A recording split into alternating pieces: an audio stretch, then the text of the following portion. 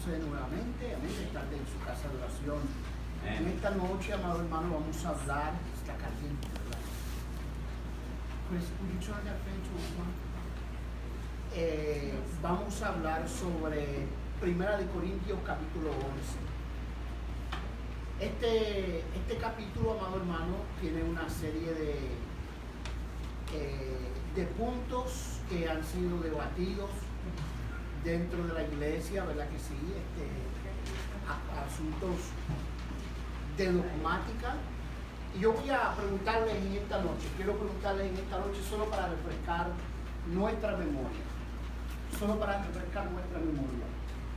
¿Cuál es la diferencia entre dogma y doctrina? ¿Cuál es la diferencia entre dogma y doctrina? A ver, ¿cuál es la diferencia entre dogma y doctrina? Dogma es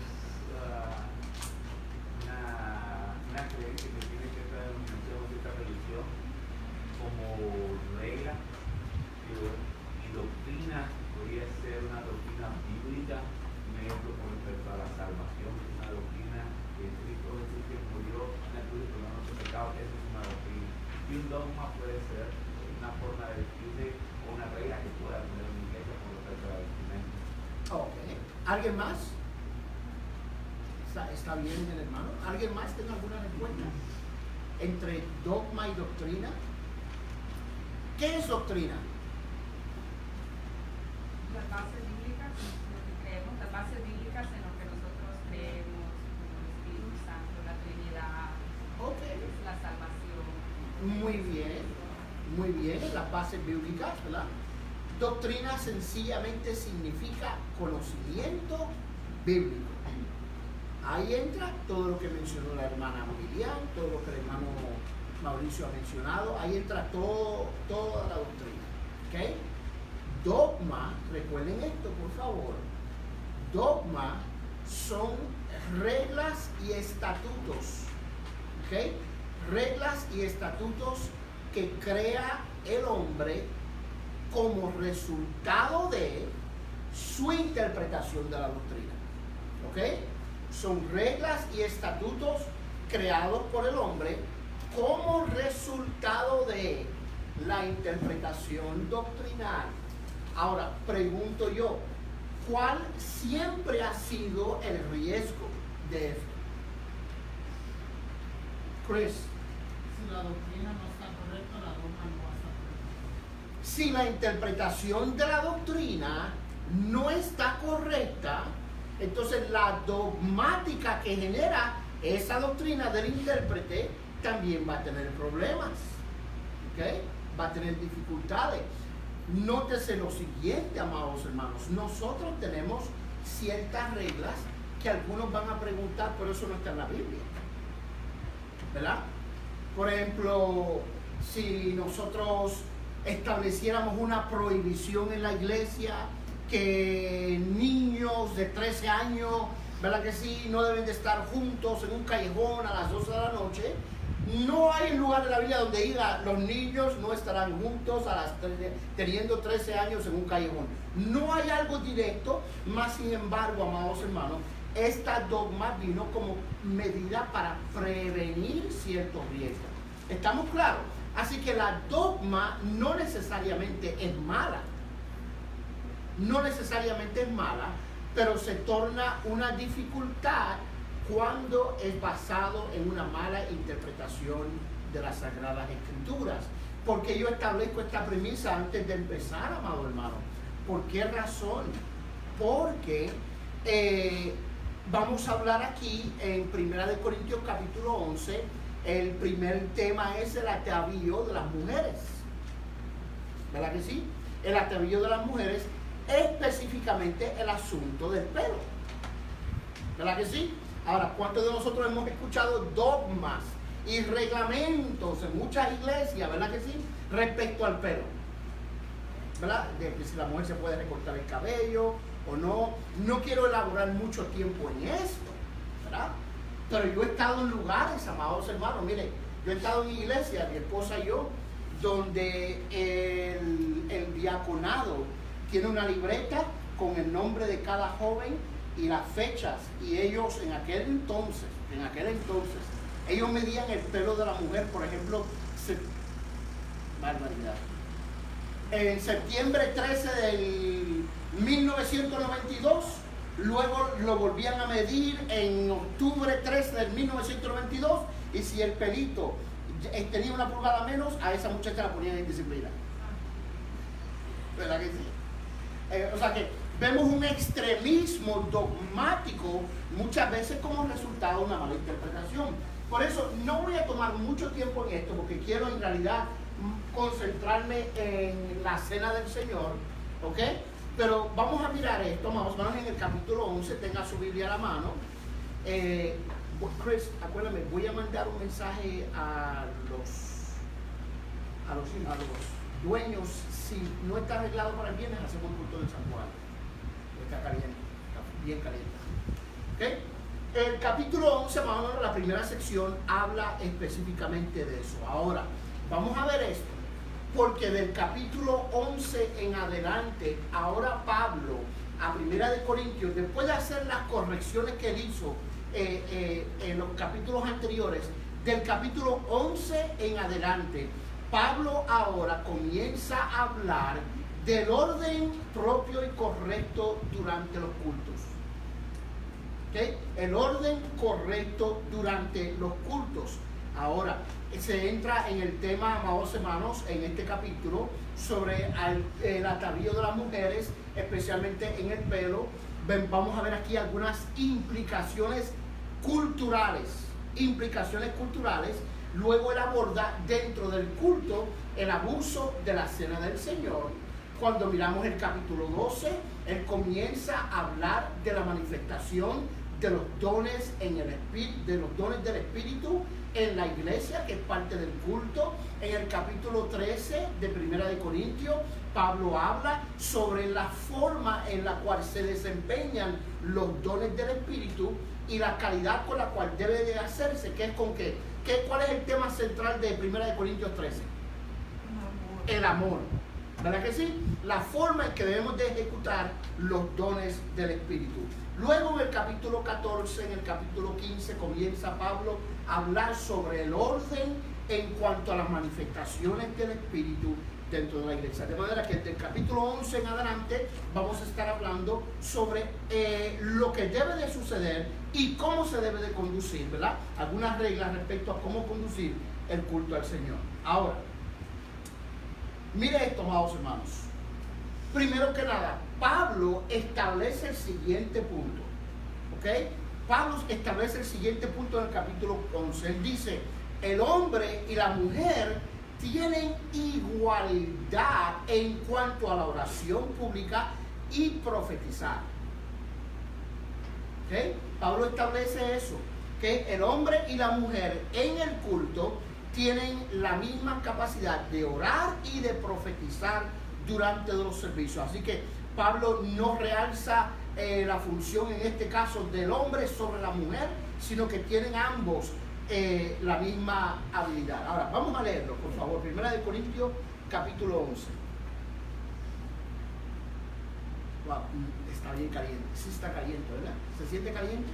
Sí, apaguen esa luz del pastor, que eso da más calor. No, por mí no, porque yo mira, aunque esté en la nieve, yo sudo, así que no se preocupe. En la nieve yo sudo. No, pero sí lleva ahí. A mí no me molesta, no me molesta. Gracias, mi amado, perdón. No es problema. Vamos a leer. ¿Ok? Versículo 2. Os alabo, hermanos, porque en todo os acordáis de mí y retenéis las instrucciones tal como las entregué.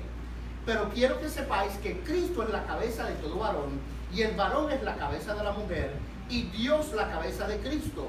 Todo varón que ora y profetiza con la cabeza cubierta, afrenta su cabeza. Pero toda mujer que ora o profetiza con la cabeza descubierta, afrenta su cabeza, porque lo mismo es que si se hubiese rapado. Porque si la mujer no se cubre, que se corte también el cabello. Esa es la regla que oímos mucho, ¿verdad? Si la mujer se recorta, entonces tiene que usar el velo. Y si le es vergonzoso a la mujer cortarse el cabello o raparse, que se cubra. Porque el varón no debe cubrirse la cabeza, pues él es imagen y gloria de Dios, pero la mujer es gloria del varón.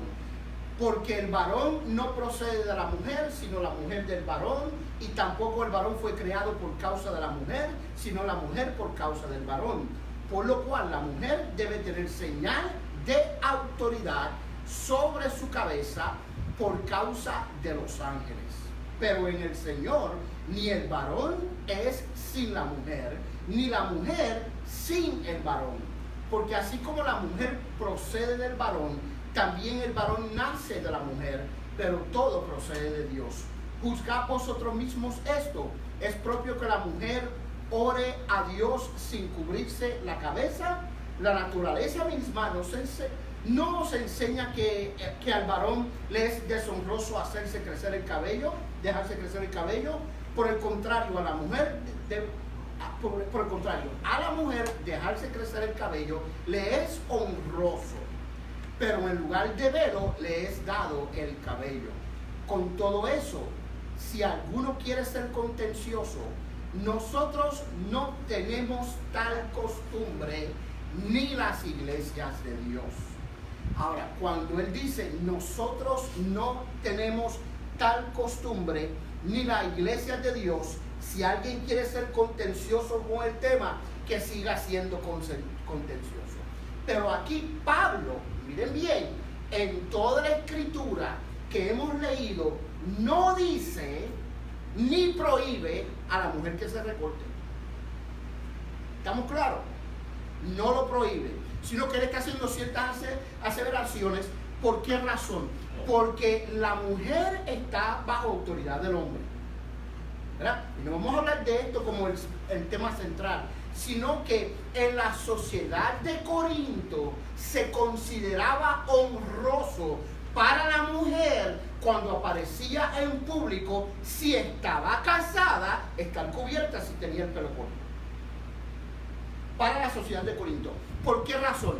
Porque el pelo en Corinto, la longitud del pelo en la mujer era una señal o un símbolo de pertenencia al hombre. ¿Ven bien? ¿Ok? Pablo les recuerda un punto importante establecido por Dios: la autoridad de Cristo sobre la iglesia, la autoridad del hombre sobre su esposa. En el culto, el hombre no se cubre la cabeza, pero la mujer debe de cubrirse la cabeza. Razón, versículo 6, porque es vergonzoso a la mujer aparecer en público con la cabeza rapada si no tiene velo. Es vergonzoso a la mujer. Ahora pregunto yo, ¿vergonzoso desde qué perspectiva? ¿Bíblica o cultural? La mujer, ¿verdad? No había que decirlo, no había que preguntarlo dos veces. Desde la perspectiva cultural. Ahora pregunto yo, hoy, ¿cuál es el símbolo que se muestra a la sociedad de que la mujer le pertenece al hombre y el hombre a la mujer? El anillo. El anillo. Pues el pelo largo en Corinto era lo que para hoy significa el anillo. Que está casada y está bajo la autoridad de su esposo. Eso lo que significaba en aquel tiempo. El pelo largo es lo que hoy es un símbolo de pertenencia. Ahora, nótese esto, amados hermanos. Es bien difícil nosotros ir a un país totalmente diferente, de una cultura totalmente diferente, a imponer al pie de la letra todo lo que verbatim, palabra por palabra, Pablo escribe. ¿Okay? ¿Por qué razón? Porque si usted va, vamos a decir, la Biblia habla que la mujer debe de vestir con pudor y modestia. ¿Qué significa eso? Que decentemente, ¿cuál sería un ejemplo? Cuando hablamos de pudor y modestia. No tan corto y no enseñando. Ok, pudor significa reservada para no exponer su cuerpo. Eso es pudor. ¿Okay? Reservada y vestida para no exponer su cuerpo. Ahora, ¿de dónde vino esa definición que la hermana acaba de dar? ¿De qué cultura? ¿De qué cultura vino eso? Del oeste. Del occidente, de nosotros. Porque en nuestra sociedad nosotros catalogamos como pudor y modestia una mujer que se cubre. Ahora, vaya a África, a una de las tribus de África, donde cuando ellas leen el texto que la mujer debe de vestir con pudor y modestia, para esa tribu una mujer indecente se cubre los senos, pero una mujer conservativa con pudor y modestia se los descubre. Entonces vaya allá y dígale, no, usted está mal porque mira lo que dijo Pablo. ¿Por qué razón? Porque esta regla que da Pablo es basado en la cultura en la cual él estaba en el momento en que la escribió para la iglesia que lo escribió. ¿Por qué razón? Porque en Corinto la decencia tenía que ver en la mujer y su autoridad bajo el esposo, basado en ¿qué? En la longitud del pelo. Por eso, esta regla que da Pablo, por favor, tenemos que entenderlo como una regla que es intracultural y no supracultural. Intracultural y no supracultural. ¿A qué yo me refiero cuando digo eso? Intercultural es que es solo para ese lugar y supracultural es que es para todo. Intra viene de adentro. Si yo estoy entre los corintios y yo doy una regla como esa regla fue una regla intracultural que solo aplica ¿para quién? Para los creyentes de Corinto. ¿Estamos? Pero si yo doy una orden o una dogmática o una doctrina que es supracultural, ¿de qué yo estoy hablando? Cuando hablamos de supracultural, Es una que aplica para todo. que está sobre cualquier cultura. O sea, un mensaje que aplica ¿para quién? Para México, para Guatemala, para Puerto Rico, para África, para Venezuela, para España, para París, para Londres. Aplica en todas las culturas. ¿Hay mensajes en la Biblia que son supracultural? Sí.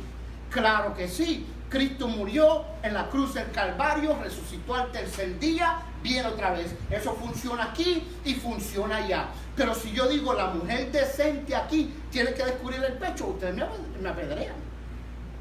¿Cierto? ¿Por qué? Porque dentro del contexto de nuestra cultura, decencia es cubrirse. ¿Estamos claros, amado hermano? ¿Estamos claros? ¿Estamos claros? No lo oí muy bien. Ok. El pelo largo para la mujer entonces es una expresión cultural de que está casada y bajo autoridad de su esposo. Hoy día, ¿qué artículo sirve para ese símbolo? Dijimos el aro del matrimonio. ¿Ok? Ahora, ya leímos esto, vamos aquí. No voy a abundar más en eso. Ahora, hay un versículo conflictivo por ahí, el versículo 10. Vamos a leerlo, por favor. Alguien léamelo. Versículo 10, en voz alta, por favor. Por lo cual la mujer debe tener señal de autoridad sobre su cabeza por causa de los ángeles. ¿Qué significa eso? ¿Alguien sabe? Yo tampoco. Así que lo voy a adivinar. Busqué, estudié, y el mejor comentario que encontré no sabe. ¿Ok? Ahora, hay algunas conjeturas respecto a eso. Y es que los ángeles, escúcheme, también tuvieron la oportunidad de revelarse y abrogar sus límites. Es lo único que encontré. Así que yo no soy de los que voy a adivinar para verme bien. No sé. ¿Ok? Ese versículo está bien oscuro. Amado hermano, cuando usted se encuentre con Pablito allá en el cielo, acuérdeme que lo agarremos en una esquina entre la hermana Karina y yo y le preguntamos. ¿Estamos? Porque yo no sé. ¿Ok, amado hermano? ¿Está bien? Amén. Yo prefiero decir no sé y tratar de adivinar algo que no tiene sentido. Bueno, pero ahora, amados hermanos, vamos a este tema de la Santa Cena. Y aquí quiero que, amado hermano, lo leamos por favor, antifonalmente. Yo leo un versículo, usted lee el otro, está en la pantalla, por favor. ¿Ok? Vamos a hablar sobre el orden de la Santa Cena. ¿Ok? Yo voy a dar el 17 y ustedes siguen con el otro. Dice, pero al anunciaros esto que sigue, no os alabo, porque no os congregáis para lo mejor, sino para lo peor. Ustedes. Pues en primer lugar, cuando reunimos como iglesia, hoy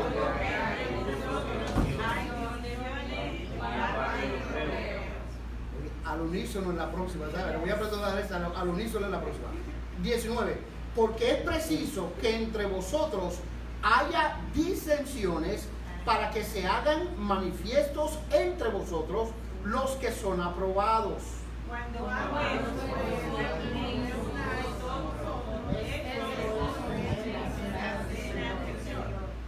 Porque al comer, coma, cuando uno se adelanta a tomar su propia cena, punto y coma, y uno tiene hambre, coma, y otro se embriaga, pues que no tenéis casas en que comáis y bebáis, o menospreciáis la iglesia de Dios, y os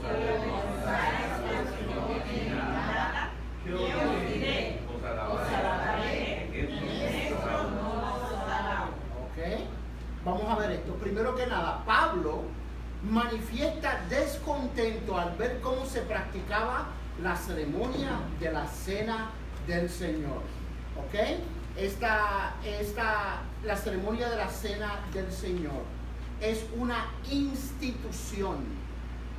Es una institución. ¿A qué me refiero cuando digo que la Cena del Señor es una institución? ¿Ah? Un mandato que se debe de practicar. Fue establecido como un orden. ¿Ok? Fue establecido como un orden. ¿Por quién? Por Cristo. ¿Verdad que sí? Por Cristo. ¿Ok? La Cena del Señor, en lugar de traer edificación por lo que esto significa, por lo que ella implicaba, traía afrenta y acentuaba el conflicto espiritual que había dentro de la iglesia de Corinto. Esto es bien importante. ¿Por qué? Dice, porque no os congregáis para lo mejor, sino para lo peor. En otras palabras, cuando se celebraba, según ellos, la Santa Cena, el resultado era devastador.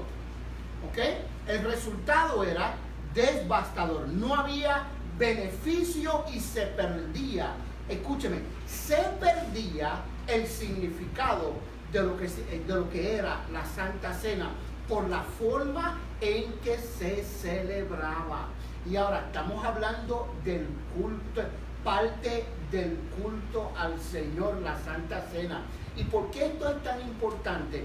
Porque cuando el culto al Señor no se conduce de una forma reverente, según Dios lo ha instituido, amados hermanos, también afecta la vida espiritual de los creyentes.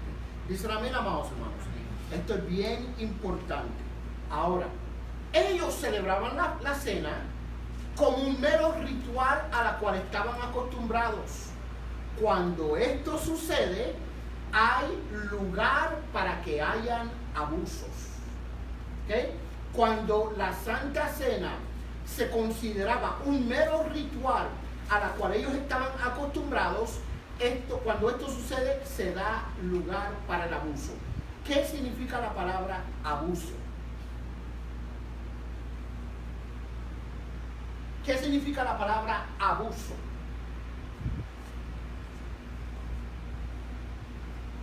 A ver. Está difícil porque, por ejemplo, a mí me costaba entender eso porque aquí la Santa Cena ya ven que es un pedacito de pan y eso.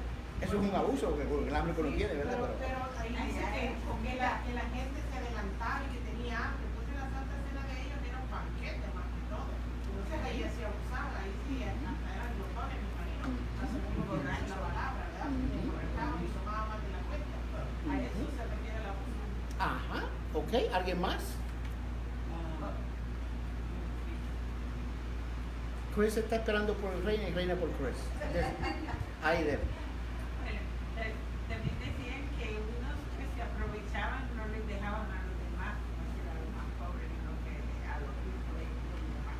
¿okay? Había egoísmo, ¿verdad? Había egoísmo en ellos. ¿Qué significa la palabra abuso? Uso anormal. El uso anormal o el mal uso de algo. El mal uso de algo. Por ejemplo, si usted compra un Toyotita Camry, ¿okay? Usted no abre la cajuela, la cajuela, y va y compra 5 metros de arena para llevárselo a su casa con el Camry, ¿verdad que no? Porque el Camry no está diseñado para cargar 3 metros de arena en la cajuela, ¿verdad que no, mamá? Eso es el mal uso de un recurso. Ahora, cuando hablamos de la Santa Cena, ellos cambiaron el orden establecido, y cuando se cambia el orden establecido, se está haciendo el mal uso de lo que eso significaba. Pregunto yo, ¿cuál fue el propósito óptimo de Cristo cuando instituyó la Cena del Señor? Recordarles a ellos de que Él había dado su cuerpo, ¿no? Por nosotros, Ajá. en la cruz, y el derramamiento de su sangre no por la salvación de nosotros. Y al instituir la Santa Cena, ¿no? Él estaba recordándole, ¿no?, que su cuerpo había sido partido para su cuerpo. Exacto. O sea que Cristo lo instituyó con el propósito de que ellos, en memoria de Él, participaran del pan y de la vid, con el propósito de celebrar la experiencia que ellos habían recibido como resultado de la muerte y resurrección de Cristo en la cruz del Calvario. De manera que era un acto sublime, ¿verdad? Un acto que demandaba mucha reverencia, pero vamos a ver los señalamientos que hace Pablo respecto a esto. Pues él dice, celebraban la Cena del Señor aun cuando había entre ellos disensiones y contiendas. Disensiones y contiendas. Dice, oigo que hay entre vosotros división. ¿Okay? Oigo que hay entre vosotros división. Ahora, entendamos esto, mis amados hermanos. La división que Pablo está señalando aquí en la Santa Cena no era la misma división que había cuando él, en los primeros capítulos de Corintios, censura a la iglesia, porque algunos decían yo soy de Pablo, otros yo soy de Apolo, otros yo soy de Cefas, otros yo soy de Cristo. No estamos hablando de ese tipo de división. Estamos hablando de otro tipo de división. Una división que si nosotros no nos cuidamos, en cualquier iglesia ese tipo de conducta se puede generar. Porque ¿cuál era la división que había en la iglesia de Corinto cuando ellos tomaban la Santa Cena? Que ellos hacían distinción y diferencia de las diferentes clases sociales. Las diferentes clases sociales. O sea que cuando venía la Santa Cena, los pudientes, los que tenían recursos, se reunían a un lado a hacer un banquete, y aquellos que no tenían los recursos, que eran más pobres, que no tenían para celebrarlo, lo ignoraban y se olvidaban de ellos. Ese tipo de división era la que existía en la iglesia. O sea que había acepción de personas respecto al nivel social, nivel económico dentro del grupo de la iglesia. Y esto era un problema para la iglesia. ¿Era un problema para la iglesia? Claro que era un problema. ¿Cómo empezó la iglesia? Vamos a ver, ¿verdad? ¿Cómo empezó la iglesia? La iglesia, amados hermanos, de Cristo desde sus comienzos, en Hechos capítulo 2, no había acepción de personas. Los pobres y los ricos y las personas pudientes y de alta clase social podían convivir dentro de la iglesia como una persona. Pero esto se corrompió en Corinto, y vemos que en la celebración de la cena, inmediatamente para esto ellos lo consideraban una gran fiesta, la cual se dividían todos. ¿Me siguen, amados hermanos? Y eso es pecado delante de Dios. ¿Por qué razón? Porque para Dios no hay rico ni pobre. Pero también se puede aplicar, o sea, hasta el día de hoy cuando hacemos nosotros mismos también. O sea, Claro, por eso digo que nosotros, cualquier iglesia puede correr el riesgo de dividirse de esta forma. ¿Okay? Nosotros no podemos celebrar, ignorar a las personas que no pueden. Hay que incluirlo. Nosotros no podemos segregar. El segreguismo es peligroso, amado hermano, porque demuestra lo contrario a lo que Cristo quiso demostrar, amados hermanos, ¿verdad que sí? En la iglesia. Ahora, hay una diferencia entre la palabra división y la palabra disensión. Hay una diferencia entre la palabra división y la palabra disensión. División, había división entre las diferentes clases sociales. Pero cuando hablamos de disensión y contiendas, nótese esto, amados hermanos. Miren lo que dice. Porque es preciso que entre vosotros haya disensiones para que se hagan manifiestos entre vosotros los que son ¿qué? Aprobados. Esa palabra aprobado, aquí, ¿qué les recuerda? Esa palabra aprobados, ¿qué les recuerda? Como obreros aprobados, que no tengamos nada de que ver. Procura, primera de Timoteo 3:15, ¿verdad? Primera de Timoteo, procura con diligencia presentarte ante Dios como aprobados, como obreros que no tienen de qué avergonzarse. Pero ¿por qué no se avergüenzan? ¿Ah? No habla de, ahí no está hablando de obediencia, porque traza bien la palabra de verdad. Ahora, miren lo que dice el texto. Es conveniente que hayan disensiones para que se hagan manifiestos entre vosotros los que son aprobados. ¿Por qué razón esto es importante? Vamos a asumir que Dios me lo cuide y me lo guarde y haga resplandecer su rostro sobre él y ponga en él paz todos los días. Pero asumamos que venga el hermano Miliano un día con una falsa doctrina y saluda a todo el mundo, sea bien social, bien amable. Ay, qué lindo ese hermano, qué lindo. ¿Por qué no lo ponemos a predicar? Pues vamos a ponerlo a predicar. Y el hermano predica y poco a poco va introduciendo una doctrina errónea de la cual nadie se da cuenta. ¿Ok? Si eso no causa disensión entre nosotros, we have a problem. Houston, we have a problem. Si lo que él está enseñando no causa disensión, entonces estamos en grave peligro. ¿Por qué razón? Porque está enseñando una falsa enseñanza, una falsa doctrina, y eso debe de causar disensión. Por eso dice aquí, porque es preciso que entre vosotros haya disensiones. O sea, es necesario, con el propósito de ¿qué? De asegurarnos de que se esté predicando el evangelio y que las personas que proclaman el evangelio son aprobadas en el sentido doctrinal.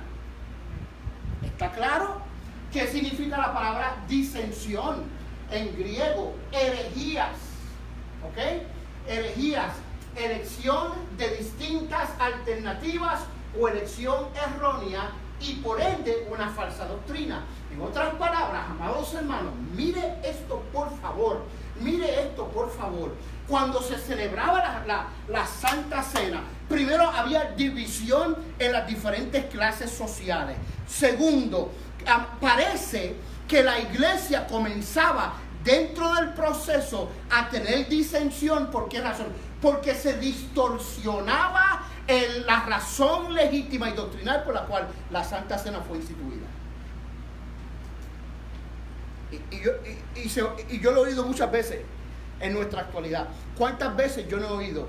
Mire, vamos a orar, vamos a tomar la Santa Cena, porque yo sé que cuando la gente se va a tomar el vino, muchos van a ser sanados. Es un disparate. Eso es un puro disparate. Que la presencia de Dios va a bajar cuando usted se tome el vino, y muchos que tienen enfermedades van a ser sanos en el nombre de Jesús cuando se tomen el vino. Para eso no se hizo. Entonces, muchas veces, como suena bonito, gloria a Dios, vamos a meterle mano al vino, a ver si alguien se sana.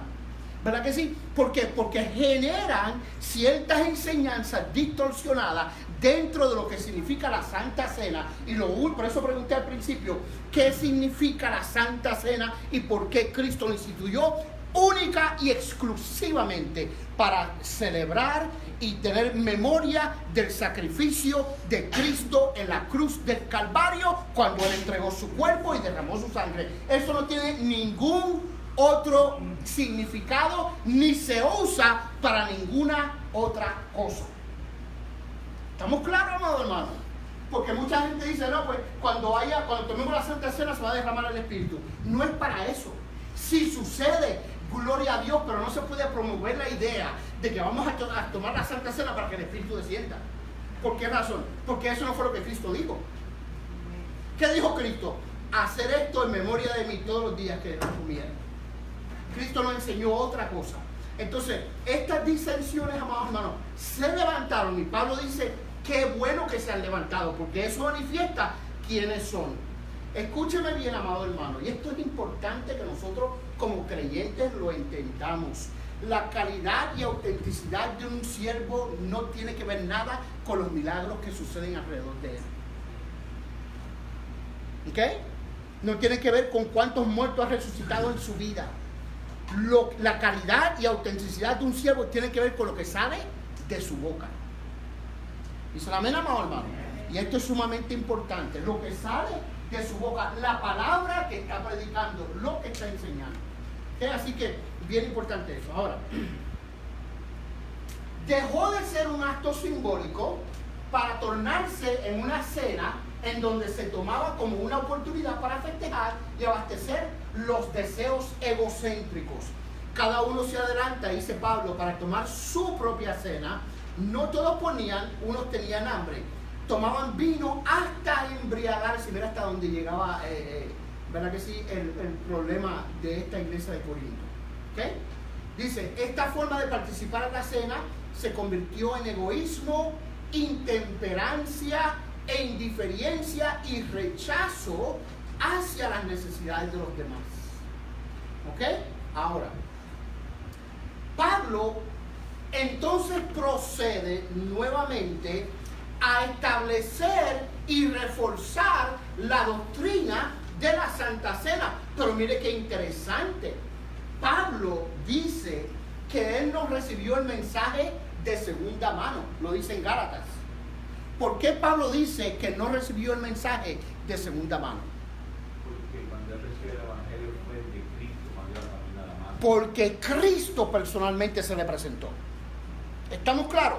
Ahora, nótese que el lenguaje que vuelve a usar ahora Pablo para explicar la doctrina es igual. Mira lo que él dice, porque yo recibí del Señor lo que también os he enseñado, que el Señor Jesús, la noche que fue entregado, tomó pan y habiendo dado gracias, lo partió y dijo, tomad, comed, esto es mi cuerpo que por vosotros es partido, hacer esto en memoria de mí.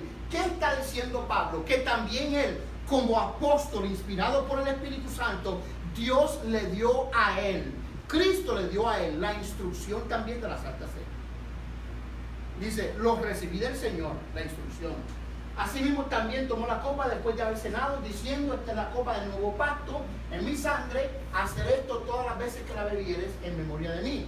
Así pues, todas las veces que comieres este pan y bebieres esta copa, la muerte del Señor anunciáis hasta que Él venga. Ahí está la teología de la Santa Cena. La teología de la Santa Cena. Ahora, aquí hay un punto importante, amados hermanos. Es una institución de parte que hizo Cristo. La Cena del Señor es un memorial espiritual de la acción redentora de Cristo y un testimonio público de nuestra fe en Jesucristo. Por tanto, debiera celebrarse en una forma solemne y con un alto sentido de agradecimiento a Dios. ¿Estamos? Ahora, Él dice, de manera que cualquiera que comiere este pan o bebiera esta copa del Señor, y después dice, indignamente será culpable del cuerpo y de la sangre del Señor. Este versículo a mí me aterrorizaba.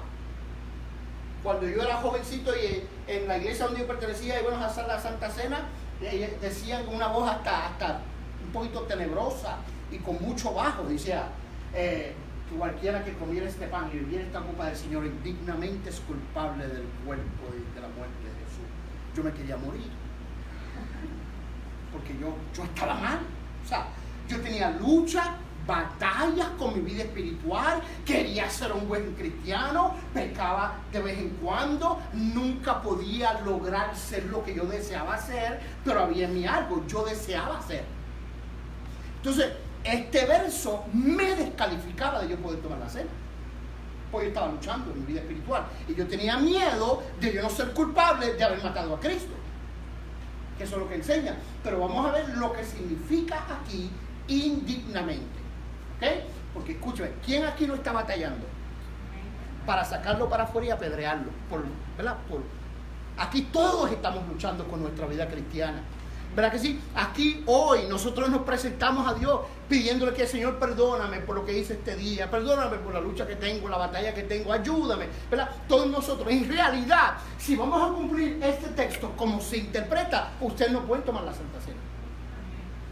No pueden, quedan descalificados.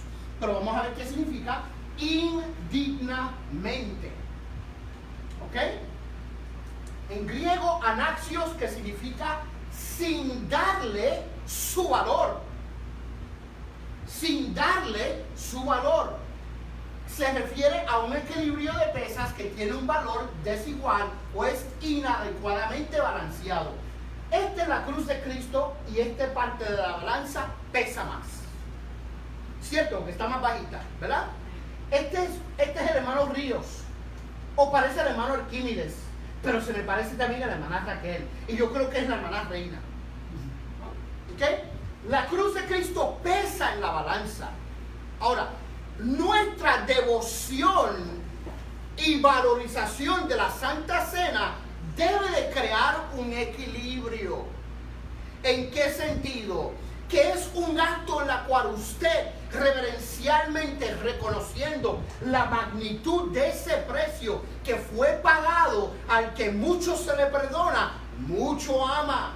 ¿Verdad que sí? Al que está bien agradecido de lo que Cristo hizo en la cruz, entonces en el acto de la Santa Cena lo toma con una seriedad profunda que merece el balance de lo que significa el acto.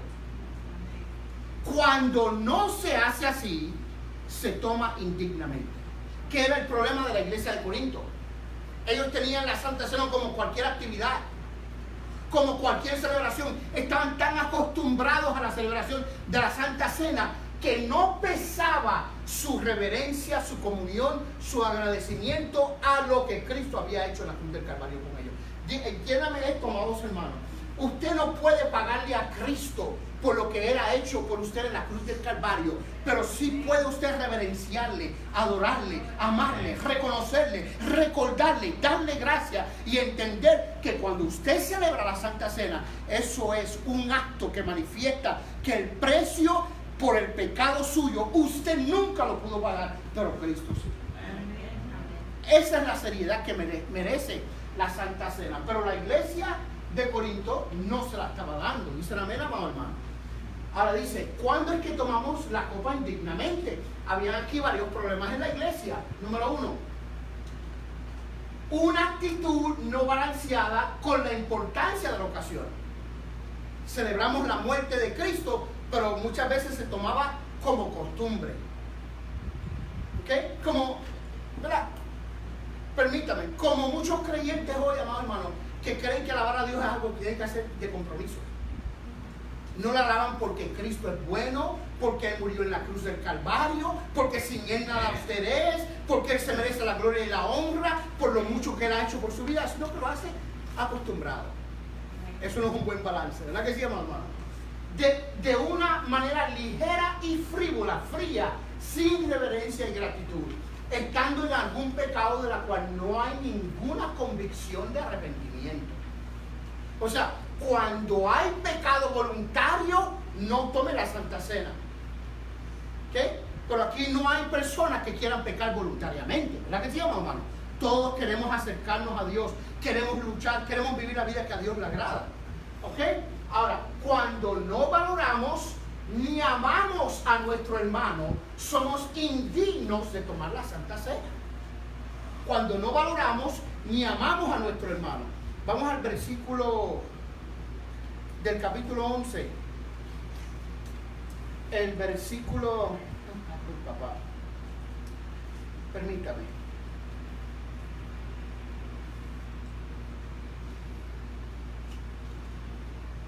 Ay.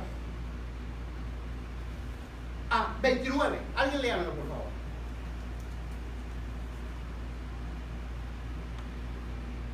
Porque el que come y bebe indignamente sin discernir el cuerpo del Señor, juicio come y bebe para sí. Mire lo que dice. El que come y bebe, ¿cómo? sin balance, ¿verdad que sí? Fuera de balance. Sin discernir el cuerpo del Señor. Cuando dice sin discernir el cuerpo del Señor, es teniendo en mente la realización de qué significa este pan. Mas el herido fue por nuestras rebeliones, molido por nuestros pecados. El castigo de nuestra paz fue sobre él, y por su llaga fuimos nosotros curados. Eso es lo que significa ese pan. Entonces, si lo comemos solo por la costumbre de tomar la Santa Cena, y eso no es parte de lo que nosotros sentimos y pensamos al respecto, no somos dignos de tomarla, porque para nosotros es un pedacito de pan. ¿Por qué muchas veces, amado hermano, cuando tomamos la Santa Cena, yo le hago repetir unas palabras? ¿Por qué usted cree que yo lo hago? ¿Por qué usted cree que yo lo hago? Porque es posible que alguno ignore lo que en verdad significa el pan. ¿Ok? Sin discernir el cuerpo de Cristo. Es posible que lo tomemos porque ya es un sacramento de la iglesia y lo hacíamos en la católica y ahora estamos en la evangélica y lo seguimos haciendo, pero sin darle el debido significado. Eso es no discernir el cuerpo de Cristo. Pero hay un punto más, ¿ok? Porque recuerda, uno de los problemas que hacía indigno a la iglesia comer la Santa Cena es cuando ellos comían y perdonando la expresión, se hartaban de pan y de jugo y se olvidaban del hermano que no podía, del pobre. Entonces, ¿quién es el cuerpo de Cristo? Los pudientes, el que tiene dinero, el que no tiene deudas, el que tiene un buen trabajo. No, ¿quién es el cuerpo de Cristo? Todos nosotros somos un cuerpo de Cristo. Entonces, cuando yo participo del pan y el vino, yo tengo que acordarme que yo soy también. Usted tiene que acordarse de que yo soy parte de ese cuerpo. Y cuando usted reconoce el valor en Cristo de cada hermano, usted está discerniendo el cuerpo de Cristo. ¿Ok? Y con esto voy a terminar. Malaquías 1:6. Ese no está en el bosquejo, está en la Biblia. Y quiero traer un puntito sobre Malaquías. Malaquías es lo que usted busca. Me da pena cómo los creyentes de hoy usan a Malaquías. Especialmente Malaquías 3:10. Porque usan a Malaquías como un buen texto para motivar a la gente a traer diezmo. ¿Ok? Es el texto favorito de la mayoría de las iglesias. Traer los diezmos al alfolí y hay alimento en casa y probarme en esto, dice el Señor, si no abro las ventanas de los cielos y derramaré sobre vosotros bendición hasta que sobreabunde. Es un texto muy apropiado y conveniente para el que quiere recoger una buena ofrenda. Pero ese texto no está ahí para eso. ¿Ok? ¿Verdad? Yo sé que ahora sí saben esta respuesta. ¿Cuál es el último libro de la Biblia? Del Antiguo Testamento. Malaquías. ¿Estamos de acuerdo con eso, verdad? Ok, recuerde esto, amado hermano. Dios sacó a Israel de Babilonia con mano poderosa, ¿verdad que sí? Moviendo sus decretos, su soberanía sobre los reyes de la tierra, y sacó a Israel de Babilonia después de 70 años de cautiverio y los volvió a instalar otra vez en Jerusalén. Reconstruyeron el templo y reconstruyeron las ciudades, las murallas, reconstruyeron a Jerusalén. 49 años de construcción. Dios los restauró. Pero escúcheme bien esto, amado hermano. Dios los restauró, los sacó de Babilonia, y cuando salieron de Babilonia, Israel quedó curado ¿de qué? ¿Ah? De la idolatría. De la idolatría. O sea, Israel no volvió a ser politeísta jamás y nunca. Ellos son ahora monoteístas, un solo Dios. Ahora cuando Israel está en Jerusalén, restaurado, tienen un problema ahora más grave que el que los llevó a Babilonia, y era la indiferencia. La indiferencia. Y cuando Israel, después de todo lo que sucedió en su historia, comenzaron en su religión a ser indiferentes a Dios, Dios cerró el libro.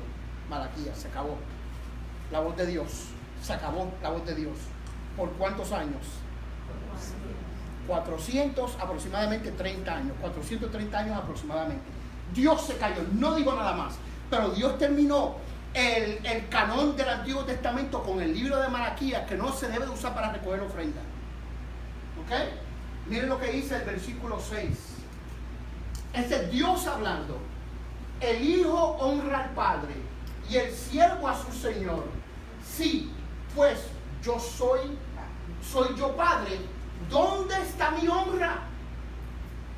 ¿Ok? Hay un desbalance. ¿Ok? Dice, y si soy señor, ¿dónde está mi temor? Ese era el problema que tenía la iglesia de Corinto. Dice Jehová de los ejércitos a vosotros, oh sacerdotes, que menospreciáis mi nombre y decís, ¿en qué hemos menospreciado tu nombre? En que ofrecéis sobre mi altar pan inmundo. Y dijisteis, ¿en qué te hemos deshonrado? En que pensáis que la mesa de Jehová es despreciable. ¿Qué está diciendo Dios? Ustedes, cuando no valoran los sacrificios, están considerando que lo que yo proveí con el propósito de restaurar la comunión contigo es despreciable. Así tomaba la iglesia de Corinto la Santa Cena. ¿Ok? Dice, versículo 11, porque desde donde el sol nace hasta donde se pone, es grande mi nombre entre las naciones, y en todo lugar se ofrece a mi nombre incienso y ofrenda limpia, porque grande es mi nombre entre las naciones. Está hablando de las otras naciones que no es Israel. ¿Okay? Dice Jehová de los ejércitos, y vosotros lo habéis profanado cuando decís, inmunda es la mesa de Jehová, y cuando decís que su alimento es despreciable. Habéis además dicho, oh, qué fastidio es esto. Dios le está diciendo a Israel que en el corazón de ellos estaban diciendo, qué fastidio, otra vez, otro sacrificio. Qué fastidio, otra vez, otro sacrificio. ¿Por qué razón Israel comenzó a recibir fastidio de los sacrificios que él hacía? ¿Por qué razón? Porque en realidad vamos a considerarlos. Matar una oveja, derramar la sangre, cortar la grosura, quemarlo aparte, todo eso apesta. ¿Verdad que sí? Eso huele mal. Entonces llegó un punto que cuando se perdió lo que eso significaba, a ellos le empezó a molestar. Como muchos creyentes que se olvidaron de la cruz de Cristo, se olvidaron del sacrificio de Cristo, de la sangre derramada, y ahora es una inconveniencia servir a Dios.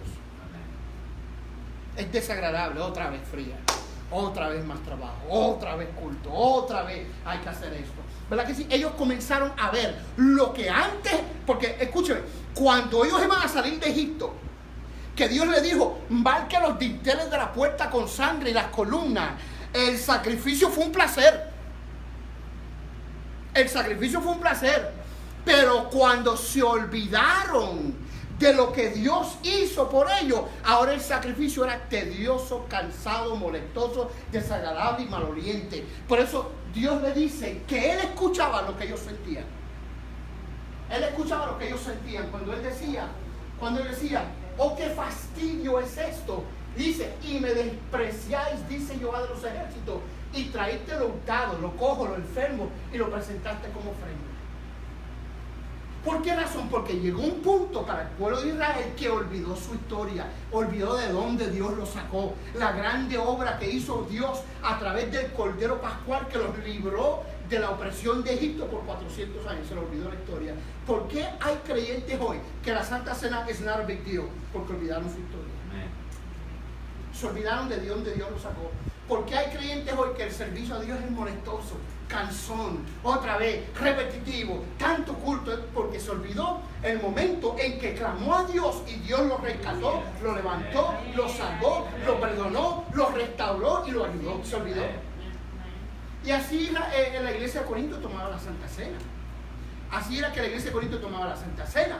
Entonces Dios comienza a hablarle a Israel y le dice, mira, por favor, vuelvan a la devoción que ustedes dejan. Traer los diezmos al alfolí. Hay alimento en mi casa. No era que él estaba pidiendo para bendecirlo, sino que él le dijo, mira, háganlo, vuelvan a la devoción, porque yo recompenso la devoción. Esto no es para recoger ofrenda, porque hay gente que da más del diezmo y están apartados de Dios.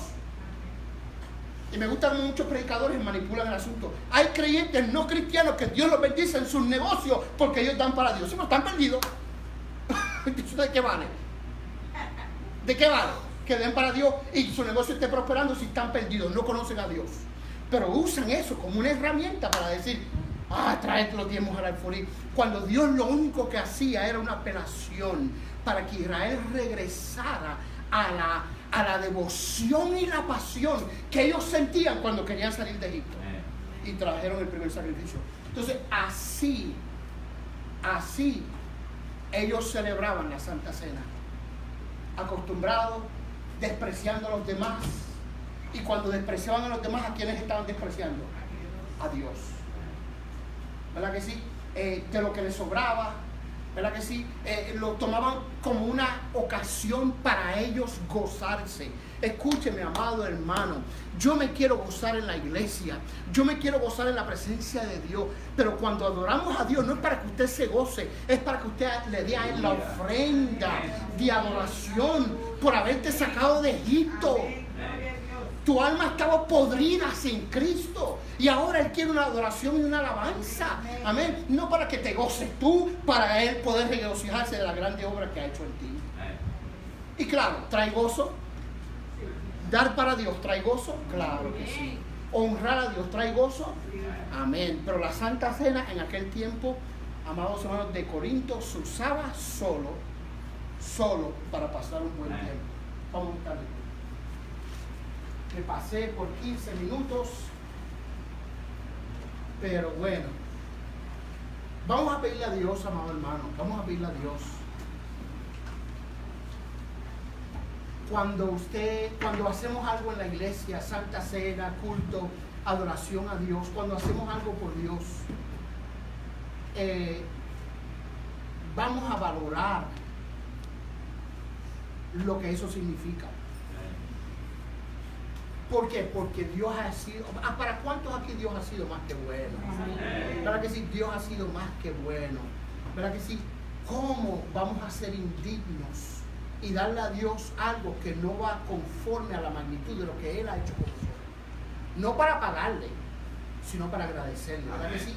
Vamos a nivelar esa balanza, que nuestra adoración a Dios siempre sea, Señor, tú pagaste el gran precio por mí en la cruz del Calvario. Si tú no hicieras nada más, desde hoy hasta que yo me muera, Señor, lo que ya tú hiciste es suficiente como para yo adorarte, bendecirte, honrarte, buscarte, servirte con todo corazón y por lo menos balancear la balanza, darte a ti lo que el valor de lo que tú hiciste merece. Amén. Dios ama a aquellos que lo buscan en espíritu y en verdad. Amén. Especialmente, amado hermano, cuando Él hizo todo por nosotros, ¿verdad que sí? Amén. Cuando un padre cuidó siempre a un hijo, una hija, espera, ¿verdad? Mira, mami, papi, bendición, ¿cómo está? Porque eso, amado hermano, trae honra. Vamos a honrar a Dios por lo que Él ha hecho por nosotros. Amén, amado hermano. Vamos en esta noche, levante su manita y vamos a orar a Dios. Vamos a decirle, Señor, permíteme, Señor, darte la adoración que es digna a tu nombre. Permíteme, Señor, darte a ti el servicio que es digno a tu nombre. Señor, permíteme darte a ti la alabanza que es digna a tu nombre. Que en la iglesia, Dios mío, yo haga y busque y celebre un culto que es digno de la magnitud de la gracia y bondad que tú has manifestado a mi vida, Señor amado. Cuida y guarda a mis hermanos, Señor. Ayúdale, Señor. Es por tu gracia, tu misericordia, tu sangre en la cruz del Calvario que nosotros podemos estar aquí. Fortalécele, Dios mío, que ese pensamiento, ese corazón, Dios mío, de adorarte, reconocerte, valores, Dios mío, nos ayude a siempre valorar tu nombre, a siempre adorarte, Señor. Cuida y guarda a cada hermano. Bendícelo, Dios mío, de una forma especial. Nos despedimos, Señor, no de tu presencia, sino de este lugar.